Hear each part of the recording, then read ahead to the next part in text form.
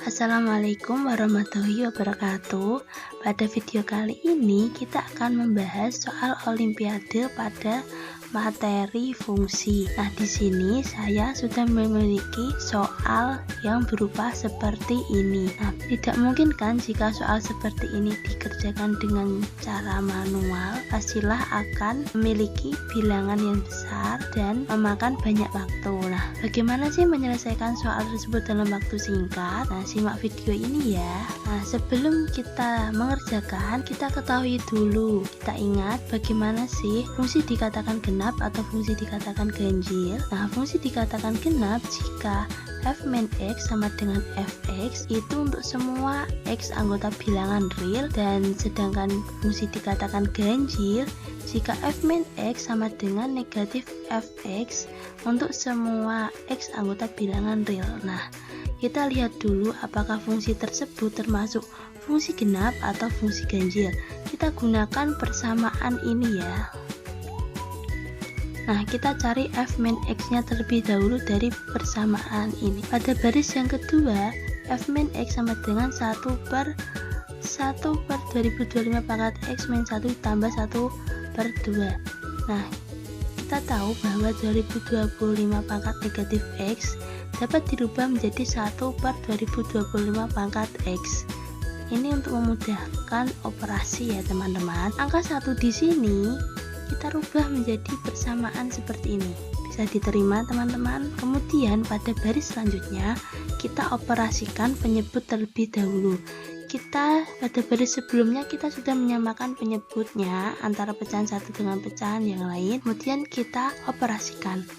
Nah, seperti ini ya teman-teman. Nah, karena ini pembagian dengan pembagian, maka sesuai dengan aturan pembagian kita balik antara penyebut dan pembilang untuk dapat mengalihkan antara ini dengan ini, kemudian menghasilkan pecahan yang baru, yaitu 2025 pangkat x per 1 min 2025 pangkat x ditambah 1 per 2.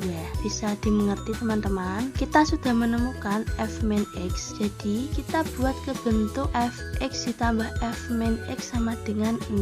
Ini digunakan untuk lihat apakah fungsi ganjil atau fungsi genap. Kita tambahkan kedua fungsi, di mana fungsi fx adalah ini dan fungsi min fx adalah ini.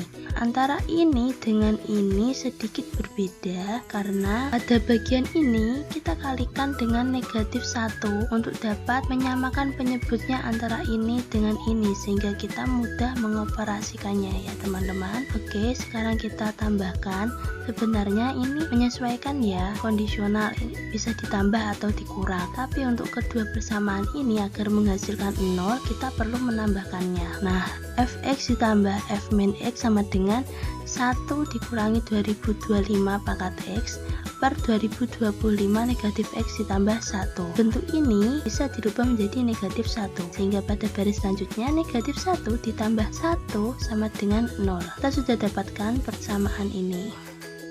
Kemudian untuk mengetahui apakah fungsi ganjil dan fungsi genap, kita perlu menambahkan kedua ruas dengan f min x, sehingga fx sama dengan negatif f min x. Jika hasilnya seperti ini, kita akan sedikit kesulitan untuk mengenali apakah ini fungsi genap atau fungsi ganjil, sehingga bisa dirubah ke bentuk seperti ini ya teman-teman.